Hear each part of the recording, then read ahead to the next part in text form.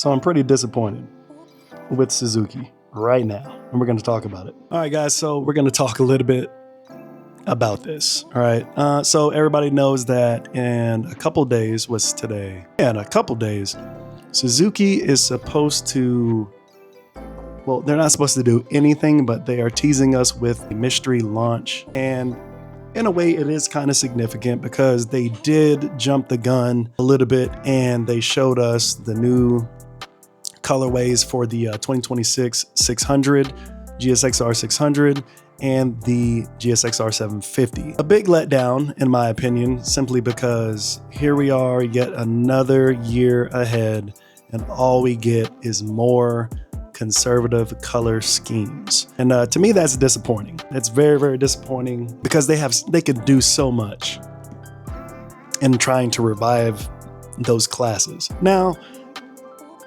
when it comes to that, I'll probably talk about it in a different video. I honestly think that the 750 should go away for a little while until it is absolutely revamped. I feel like they could spend that money elsewhere in developing other areas like the 8R, the 600 class, which it will, in my opinion, should never go away, especially after Honda just updated theirs, and obviously their leader bike. I think they can do a lot more with more budget if they put more towards those two areas, or if they just sank it all into the GSXR 1000. But I don't want to go, it's neither here nor there. I don't want to get into that. Obviously, in my opinion, is not going to be a brand new 600 or a brand new 750 after they just showed us what we were going to get. Obviously, it's not anything radically designed for or radically different from an 8R, especially after they just introduced the 8T and the 8TT. So my guess is very, very simple. They've been super conservative over the last 20 years. I don't think that they're going to release anything crazy like a new triple or anything like that, especially a new V4. Definitely not that. But I did some snooping and I realized that Suzuki has been playing around with a lot of patents since like 2020. Probably even before. And these patents have strongly suggested that they are attempting to basically redo the VVT inside the current engine. Right now, they use a centrifugal VVT, and it works really, really well, obviously. But because of all of the Euro 5 emissions and things of that nature, them pulling out of racing and falling back pretty much out of the racing scene in general, it was very troubling. But in my opinion, I think that they are trying to do something completely different that nobody else is doing. And obviously, they have been playing around with hydraulic, a fully hydraulic VVT. These are things that other manufacturers have now, respectfully. But I think what they're trying to do is obviously, like I said, improve emissions so they can still be sold and open up the market back in Europe for the GSXR 1000. It does give a slight, I say a slight, but probably in terms of like racing and a bigger upgrade as far as like efficiency and power goes. I put out like a little poster thing talking about what I'm expecting from them, and honestly, this is getting down to it. I don't think there's going to be a drastic new redesign of the GSXR 1000. Suzuki has always been the if it ain't broke, don't fix it kind of thing. And honestly, I think what we're going to end up seeing is the centrifugal VVT going away and a fully hydraulic one is going to go in. And I think that is going to be the cool part about this, is that they are going to basically be able to offer, in my opinion, probably a wide range of fueling options. It's been no secret that Suzuki has been trying to get back into the, I would say it's kind of like the Le Mans, but the endurance racing with their GSXR. They are trying to run on fully sustainable fuels, biofuels, that is not gasoline. They are using like crazy recyclable materials for the wheels, for the tires, and then recycled carbon fiber for the body panels. So they're trying to go extremely eco on us in that area, and I think it's kind of brilliant for racing purposes. If they do make all of these changes and then get back into racing, but at the same time, is that enough to be able to compete and hang with the V4s and the groups? And is it enough for it? Because you have companies like Yamaha who are slowly, but they are actually testing, going with their V4. And that's going to be interesting if they end up going that way. That, in my opinion, the inline fours they're not, they can still compete. Obviously, Suzuki won in 2020, but it's just they've been outclassed since then. And the platform for the Gixxer, although there's nothing wrong with the platform, it does need a power plant overhaul. It just needs it. It absolutely needs it, and it needs to be competitive. But I said all that to say this. Look, based on the patents that they have filed, you're looking. They're basically saying. I wrote this stuff down too. They're basically saying like the peak horsepower is going to be estimated to be about 10 to 15 plus horsepower over the current version. Now you got to take that with a grain of salt and realize that, like, the current version, once it gets to the wheel, you're looking at around 170-ish horsepower, and that's for the average model. With tuning and stuff like that, I've seen them from More Mafia, I've seen them from KalerMade pushing 185, 190, almost to 200. So you can do a lot with them, but from the factory, that's what you're kind of looking at. So having a 10 to 15 horsepower over the stock current version is pretty good, but I just feel like it's not enough to keep up with the competition. They say that the mid-range torque is supposed to be sharper and a lower RPM, basically making it roll faster, make it roll better with more power. The throttle control will be more adaptable in every situation with different riding modes, and better fine tuning, I guess, because they do a lot of fine tuning in racing. But for the street guys, it should be easier to tune. The current Gixxer is probably like king of tuning. You can make that bike run however you want it. But the biggest thing is emission compliance, that's what they want to meet. To be able to get back into certain markets, they got to meet the emission standards. So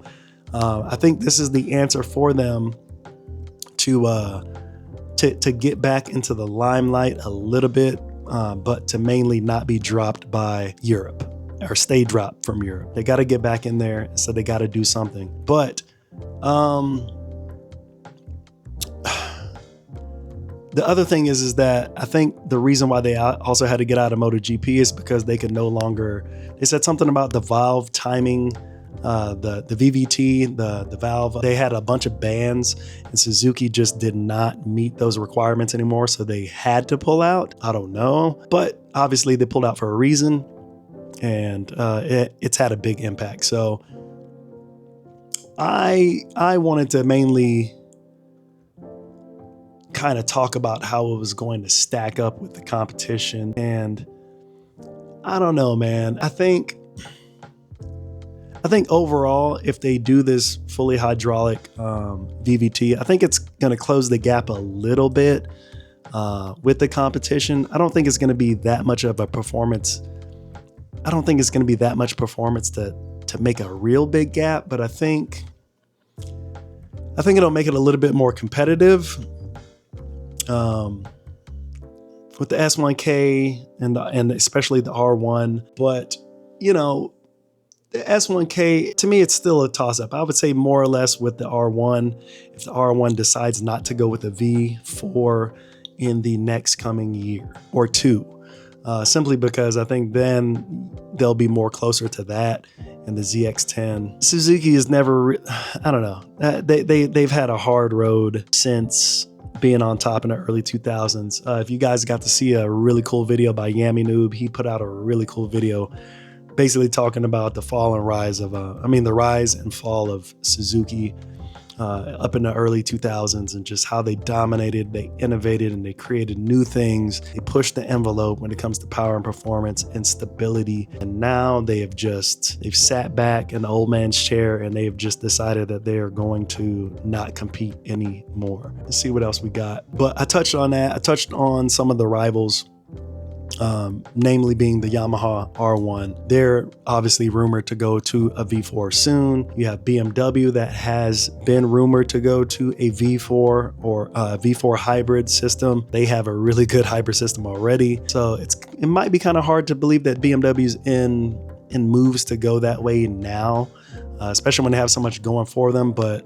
one thing I could see them going to a V4 in is with the M1000 at some point first. So that's always a possibility. And then you have Ducati, Aprilia, KTM, MV Agusta. Those guys got some nice V4s going, and they are doing business. You know what I mean? They are the business. And, once, I think if all those guys adopt that system, that leaves Suzuki's slightly new upgraded possible hydraulic VVT system in the dust and basically relevant at that point. And so it's like, are they going to give us a slight update, or should they just give us a completely new engine? It would be so cool to see Suzuki give us a brand new engine that they have been keeping under wraps since 2017 or at least 2020, and give us something new again, and kind of like just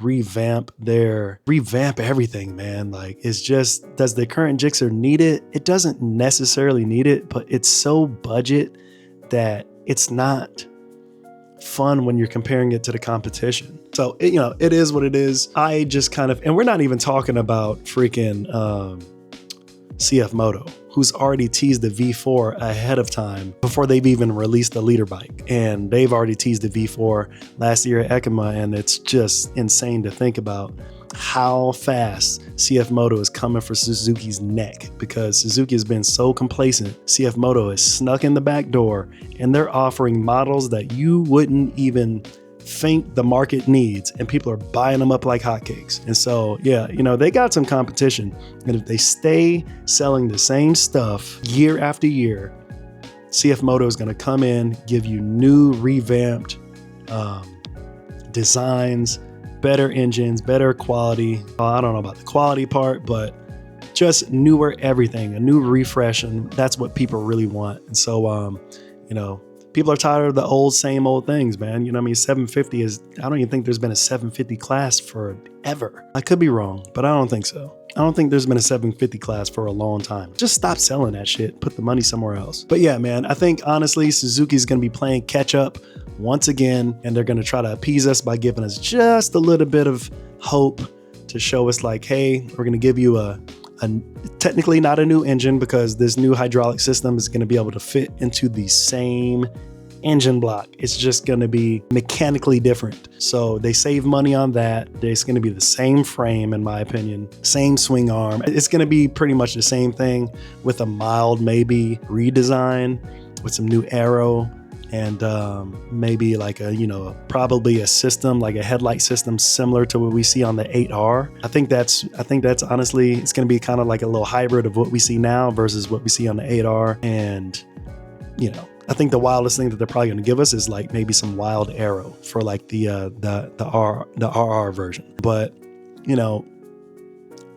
I just don't see them. They're not going to give us, I don't see them giving us anything on the equivalent side of a souped up Gixxer than we already have. That's going to be anywhere near a $30,000 price point, anywhere near a $25,000 point. I don't see it. I'm not expecting it. If they do something like that, it would completely blow my mind. Like I said,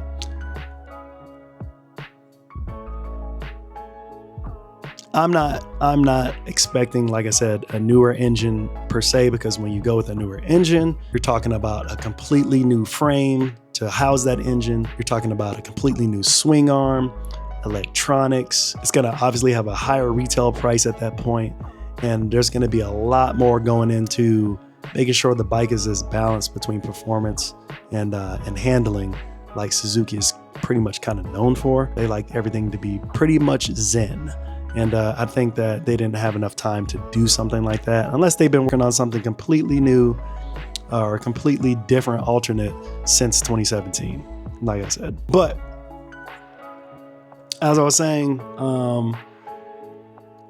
exactly what I'm expecting, like I said, is going to be Suzuki. I feel like they're just going to reuse the same Gixxer engine and platform, like I said, with more mechanical internal, better mechanical and internal parts, damn it. And they're going to be modifying all that stuff. I think it's going to be mapped for E85. I think it's going to be mapped for pump gas. And I think probably it's going to be mapped for race fuel. So I think it's going to be a flex fuel assembly, which is obviously going to give us new riding modes to tap into, and all that stuff is just going to be built right into the ECU, so you can be able to switch modes from whatever it is that you're filling up with, whether it's like I said, E85 pump or race fuel, depending on the situation that you want to be in. So it would be very interesting to see that. That'd be kind of cool if they had some type of quick petcock or whatever that you can use to drain the fuel in case you need to refill up with something different, and then you can just be able to switch the mode. That would be actually pretty awesome. But I'm kind of expecting them to do something along those lines. Like I said, a mild, you know, I don't think it would be radical from this version, but a mild redesign with the fairings and the overall look of the bike to let you know that yes, we are in a different era with the bike. And then I think the peak performance of the bike is pretty much going to stay the same. I don't think there's going to be very much oomph to the horsepower, honestly. And I think that oomph is probably going to come from if you're using the higher fuel ratings, like the race fuel or the E85, to squeeze that out. But I don't think it'll be much different than what we have now. It's like I said, all this is going to fit their strategy of staying very conservative without spending the least amount of money, and staying extremely eco-friendly. So, you know, it is quite possible that we might spend a little bit more because things like the tires, they might be getting ready to put out a tire brand or some point. I don't know. That's going to be like the race bike, the enduro bike, I don't know, but the fairings might be carbon fiber, recycled carbon fiber instead of our standard ABS plastics. So there might be some really cool things, new suspension, and stuff like that I'm not going to be surprised about. But I think they're going to obviously avoid competing with, you know, the Triple R Fireblade, the R1M, you know, the pretty much the S1000 double R, with as far as the feature wise and the sensors and all that stuff that BMW is crazy for. It's not going to be anywhere close to an M1000 or a Panigale V4R or anything like that, or a V4S2. It's not going to be anywhere near there. So, you know, like I said, to briefly recap, I think the biggest improvement that we're probably going to see besides the mechanical VVT is going to be like the electronics. Like I said, we're probably going to get like better sensors for like 6-axis or something. Obviously, like it's going to be like updated traction control. They can at least do that. We'll get like probably different levels of wheelie control that's been updated. Some cornering ABS, maybe. What else could they give us? Launch control would be awesome. And of course, one of my favorite, the last two, which you absolutely don't need, but I want them, cruise control option and heated grips. That would be cool. That would be really good. I would be happy with those two, especially. I'd be really happy with those. But the other notable things, like I said before, it's just probably going to just be an update to the ECU for flex fuel, and which would be actually really cool. Like I said before, knowing that you have a flex fuel mode that whenever you put E85 in there, it automatically senses what type of race blend fuel that you're putting in there, or you know what I mean? So I think that would be really cool. Obviously, they're going to give us new riding modes with that, like I said. And three things that I want. The last one is a full color display, and not the same color display. Not the same display that we have now, just in color. I'd be really pissed off if they did that. But a really new, brand new display would be awesome to tie into these new modes. And I think it'd be really, really cool, man. I think it'd be super cool. Maybe like a keyless option, like the damn Fireblade. That would be dope. Now I'm just getting greedy. Other than that, man, the only thing, like I said, to me, it's not enough to be something groundbreaking. I know once they do something like this, people are going to be like crazy excited. Oh my God, to give us a new bike. But in reality, it's just simply going to be an updated, compliant motorcycle to remain compliant and continue to be sold and to get back into racing. The inline four is being brought to extinction before our eyes, and I don't know what Suzuki plans to do besides give us the same bike for maybe the next 10 plus years, probably longer. But I don't know if this is what they end up giving us, if it would be enough for me to stick around much longer. I think the Gixxer is a perfect bike. It's a perfect balance between all the performance and stability that you get at a fraction of the cost for these other bikes that I like to mention a lot, like the S1000s, the Euro bikes in general, and then the specialty bikes from the other Japanese markets. They give you the perfect balance between, like I said, performance, stability, and pricing. The downsides to that is that you get kind of the bare minimum in the tech department. You don't get a lot of frills and stuff like that. And so it is the perfect base bike to build what you want. If you want a race bike, it's the perfect bike to grab to build it into a race bike. It's the perfect all-around bike. And that's why I like it, because you can truly make it your own and ride it the way you want to ride it. But we're just in an era where the manufacturers are giving us everything that we could possibly want. And it's just time for Suzuki to kind of step up and start doing the same. I mean, when it comes down to financial crises and things of that nature, look, while it does affect the market probably on a global level significantly, people are still going out there and spending $30,000+ on motorcycles. So, I mean, you make a motorcycle for the audience, and it'll be profitable because people are going to buy it. Anyways, that's what we're going to be looking at. A slightly brand new Gixxer with the same engine, different mechanics and internals. And guess what? You might get a little bit of aero in there, and maybe some carbon fiber. And I guess they could do something with the wheels. I guess they could probably give us some cast rims or something like that. I don't know. I don't believe it. I don't think so. They're trying to get by as cheap as they can. But anyways, let me know how you guys feel. Again, I'm mildly excited.